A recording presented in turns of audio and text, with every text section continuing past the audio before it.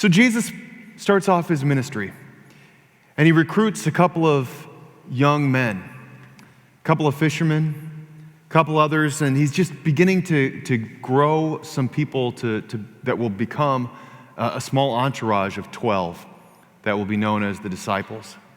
He grabs a few of them, and he starts to talk, and he starts to teach them. You know, it was typical in Jesus' time for rabbis to take on students. And so they called their teachers rabbi, and they followed, and they learned, and they observed. They sat at their feet. They listened to them as they taught, as they opened up the scriptures and explained to them, as they prayed and they worshiped with them. And Jesus is doing this with his disciples. And little by little, there are people who sort of catch a little bit of what Jesus is talking about. And he's saying things that must be interesting to people, that must capture their imagination. Or maybe they think, this guy's saying things in a little bit different way. And so there's some outliers who begin to follow. Other men, women, some kids.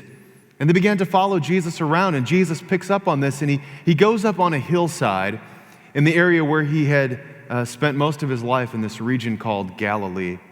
And they're up there by this lake shore. The lake was called the Sea of Galilee, still is to this day. And they gather in this bowl along the hillside where it makes a natural amphitheater. And Jesus sits down and he starts to talk to his disciples. And he's still within earshot of all these other people. And he begins his first real teaching in a very kind of formal kind of way. It's informal because it's outside, but it's formal in the sense that Jesus has got all these words on his heart that he wants to share with the people. So he sits down on a rock and he begins to talk. And the first thing that he does is that he begins his teaching in his adult ministry by sharing who are those who are blessed. And he first begins by not saying, blessed are those who have the resources, or blessed are those who are in power, but he starts by saying, blessed are those who are poor in spirit. Blessed are those who are mourning and grieving. Blessed are those who are meek. Blessed are those who hunger and thirst for righteousness. Blessed are those who are going to be persecuted for their beliefs or for following me. He starts out with good news to the downtrodden, the outcast, the outsider, the poor, the grief-stricken. And those are the first words that he says. Think about how significant that is. Jesus has his first audience, and he is going to say, first of all, the people who are blessed are the ones who you think of least. Those of you who are suffering the most, you are closest to God. Think about that. Then he goes on and he talks a little bit more, and he says, and by the way, you have all these commandments, you have all these laws that God has given you. And those are really important. And you've learned them, you've memorized them, right? You've memorized things like you shall not steal, you shall not commit adultery, you shall not murder. But let me tell you, I've got some other ideas that we're going to extend those a little further. And I'm going to tell you more about those. And so thus begins the series of teachings that become known later on as the Sermon on the Mount. Because Jesus on the mountainside gives this first sermon. He starts off with the Beatitudes, which we did a couple of weeks ago. Then he moves into the teachings on expanding on the laws. We talked about that last week. And we're going to continue today into the next part of what he talks about, which for us, for reference, is going to be found in Matthew chapter 6. But we're doing this during the season of Lent, this 40-day period that begins the season that leads up to Easter Sunday. We've mentioned this before the past couple of weeks, but it just doesn't seem right to have everything continue on as life is normal, and then one Sunday we designate as Easter Sunday. And this is the Sunday that we celebrate Jesus' resurrection. We have to have a little setup to that. We have to have some of walking through some of the difficult stuff, including the crucifixion, before we can truly revel and celebrate in the resurrection. So we find ourselves now at about, well, the midway point, honestly, through this season of Lent, which is hard to believe, but here we are in the third week of the season of Lent. And for this year, we're looking at the Sermon on the Mount, Jesus' first series of teachings publicly, and talking about what he has to say. So today he's going to tell us a little bit about how we might act out our faith. We call these acts of piety, and some of you were in the discussion group between services today where we were reading a chapter at a time of a book called The Sermon on the Mount by Amy Jill Levine. And we talked about how piety is kind of a loaded word. But let's not get hung up on that. Let's just think in terms of what it means to have practices and certain traditions that we enact as Christian people. And among them, how do we pray?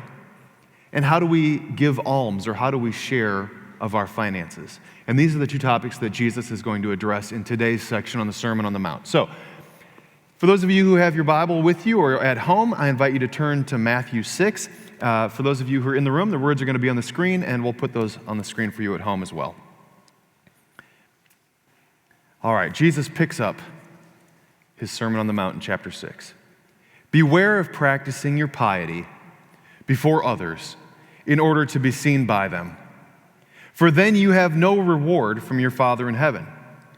So whenever you give alms, do not sound a trumpet before you as the hypocrites do in the synagogues and in the streets, so that they may be praised by others.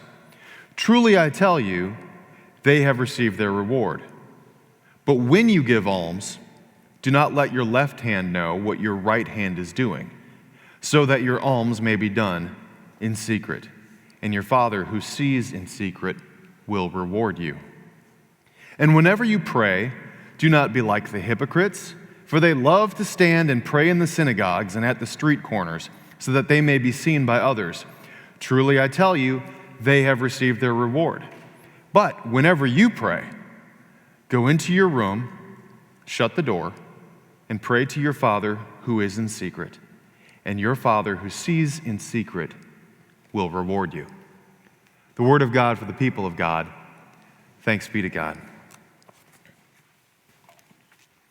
There's an Episcopalian priest named Lillian Daniel, and she writes books. She's a sought-after speaker, and she does some regular submissions to a daily devotional site that I read from time to time.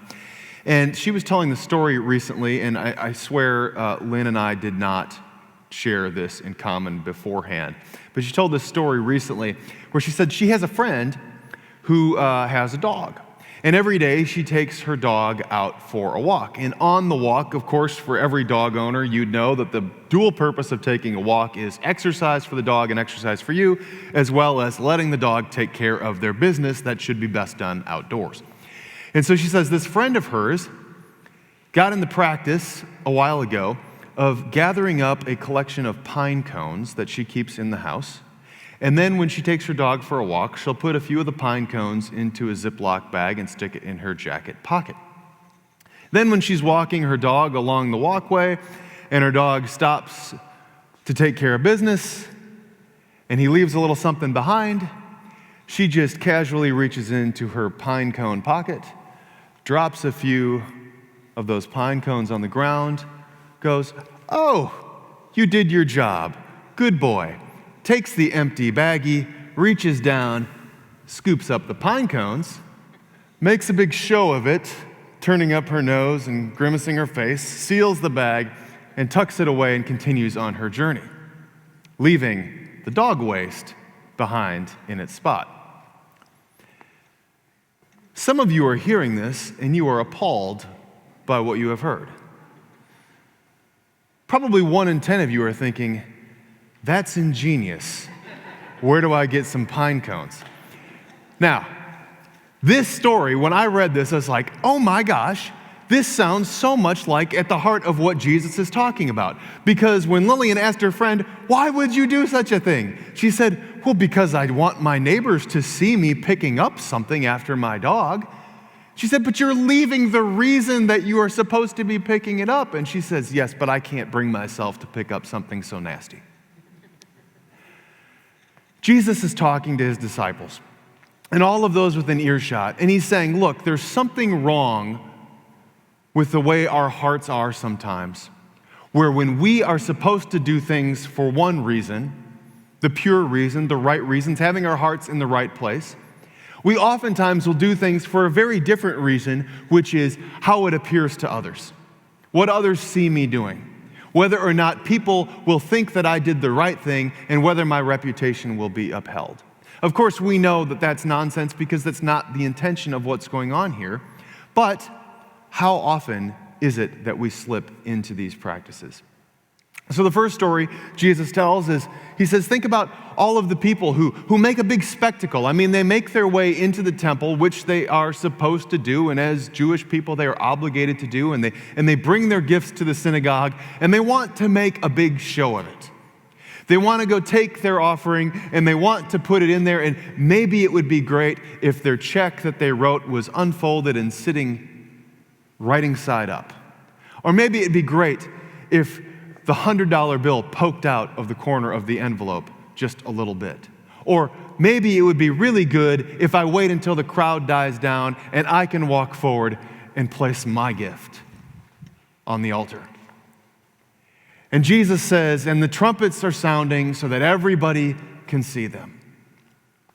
I went to a few professional basketball games with my dad when I was a kid. And I remember the first time that I went, he'd always say, okay, I want you to watch something right after the national anthem. And as soon as the national anthem ended, out came two of the wealthiest people who lived in our city, who came out of the tunnel and sat down in their courtside seats. It was right after everybody had sat down after the national anthem and before the players were all introduced and the game began. And just in that lull, in that dead moment of action, that was when these two people chose to make their entrance, when everybody could observe them, and sitting in the most expensive seats in the house. Jesus understands that part of what we do sometimes as human beings is do the right things for the wrong reasons. Jesus understands what's in our hearts and how sometimes that gets corrupted rather easily. He understands that sometimes we want to give so that we can be seen. We want to give because we feel like we've then done our part and are no longer obligated to do any more. We want to give because we like the idea of people knowing that we gave. Or maybe even we give because we can't bear the thought of people thinking that we might not have given because they think we should give. But none of those are the right reason to do it, because Jesus says, give in secret because God knows your intentions. God knows what is truly on your heart, and that's what should motivate you. Interestingly enough, so many things that we see in the Sermon on the Mount that Jesus talks about as a teaching then actually end up happening later on in his ministry. So Jesus warns about the kind of giving that is done, and then what do we find out later? Jesus is gathered with his disciples, and they're at the temple probably a couple of years later, and what happens? Well, lo and behold, some person comes and make a big show of how they're giving a bunch of money. But then the widow who has only 2 coins left to her name comes and places those 2 in, and everybody sees it. And Jesus uses this as a teaching moment. And he doesn't say, remember when I told you about that on the mountainside? But he might just as well have done that. And the same thing comes true with the second part of his teaching today as well. And this is the part where he's talking about prayer. So he warns them about the kind of people who pray so that they can be noticed. Those who pray in the synagogue in a very public way. Those who go out on a street corner and try to make sure that they are seen by everybody. And hey, almost like he called this, here it pops up. This is from Luke 18. He also told this parable to some who trusted in themselves that they were righteous and regarded others with contempt. 2 men went up to the temple to pray, one a Pharisee and the other a tax collector. The Pharisee, standing by himself, was praying thus, God, I thank you that I am not like other people, thieves, rogues, adulterers, or even like this tax collector. I fast twice a week. I give 1/10 of all of my income. But the tax collector, standing far off, would not even look up to heaven, but was beating his breast and saying, God, be merciful to me, a sinner. I tell you, this man went down from his home justified rather than the other. For all who exalt themselves will be humbled, and all who humble themselves will be exalted.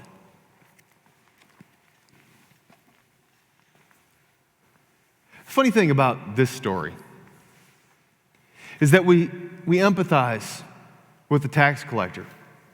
I mean, that's sort of the ironic thing. It's sort of like when Jesus talks about the Good Samaritan. In Jesus' time, nobody would have told the story of a good Samaritan, and no Samaritan would have told the story of a good Jew. Similarly, we look at the tax collector, and remember probably some of the things that you've heard or learned about tax collectors in the past, but tax collectors, they were pariahs. I mean, first of all, they worked for the man, right? They worked for the big bad Roman Empire and the emperor. And so they're collecting your money on behalf of the empire that has occupied your territory. And that is troubling. But not only that, but we believe that what often took place is that any money that they could charge you as taxes that was over and above what you actually owed, they'd get to pocket themselves. So one of the ways that the tax collectors made their income was collecting over and above what you actually owed from them. And so you were a traitor and you were dishonest. And nobody really likes you to come and take their money. So tax collectors, dregs of society. So here we already have a story where we have supposedly the hero, the Pharisee, the religious leader, the upright person, the moral figure of the community, who everybody is supposed to love. And then you have the tax collector. And Jesus says, here's the Pharisee, and look what he's doing. He's looking at this guy, and he's saying, God, thank you for not making me like adulterers and murderers and thieves and all of the other people that he can place himself on a pedestal over and above. And he looks and he says, and thank you for not making me like this wretched man, this tax collector. But the tax collector, beating his breast, praying earnestly, God, forgive me. I am not worthy that you should receive me.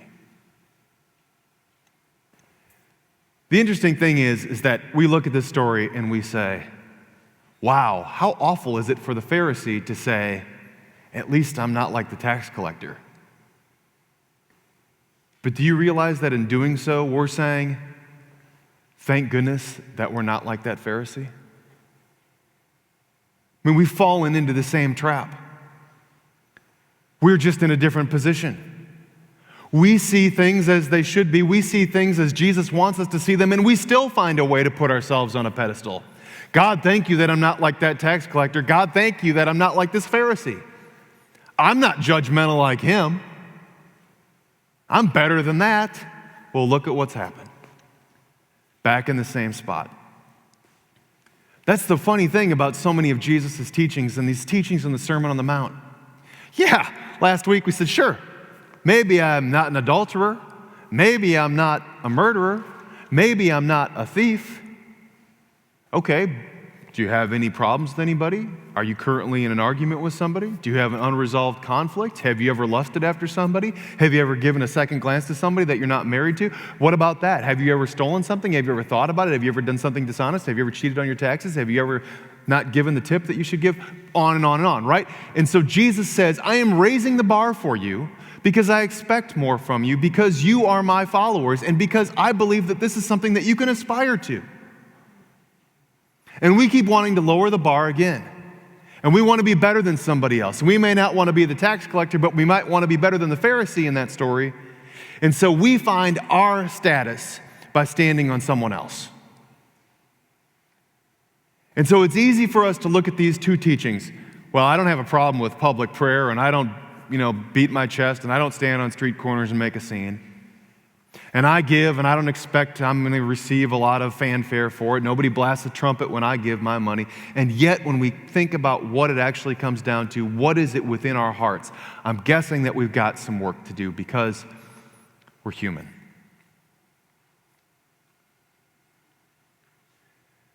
The thing about all of this is that there's supposed to be good news in this somewhere. And the good news, I believe, is this. Nobody likes critique. Nobody likes being called out. But at the same time, our best mentors, our best coaches, our best teachers, the things that our parents have told us that were critiques, they were given to us because they saw something in us that maybe we couldn't yet see in ourselves.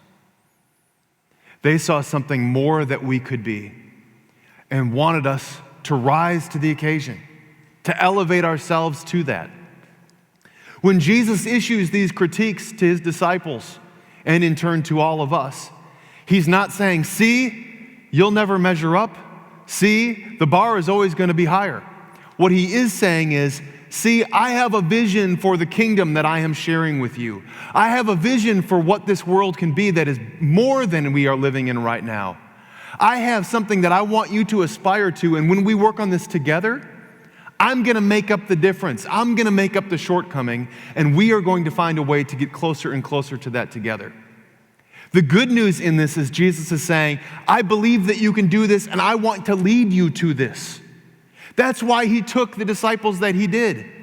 He took some fishermen. He took a tax collector. He took some mama's boys, and he said, I'm going to take you, and I'm going to bring you in, and I am going to train you up, and I'm going to show you something in yourselves that I can see that you can't see yet. And this is what he has in mind for us too. And this is why this is good news. Because he says, I want everything from the way that you pray, to the way that you give, to the way that you serve, to the way that you look at others, to be aligned with the way that I see them. You don't need to find your value by stepping on someone else. You don't need to find value by tooting your own horn or being in the spotlight. And Jesus is teaching us what it looks like to take the spotlight off of ourselves and put it on him where it belongs. And in doing so, we create a better world. In just a minute, we're going to share communion together. And as I was thinking about it over the past few days, communion is actually one of those acts of worship where we can participate in something holy, a beautiful ritual. And honestly, it's hard to make it about ourselves. We start by offering a prayer of confession, which is humbling. We remember the ways that we have wronged God and wronged one another.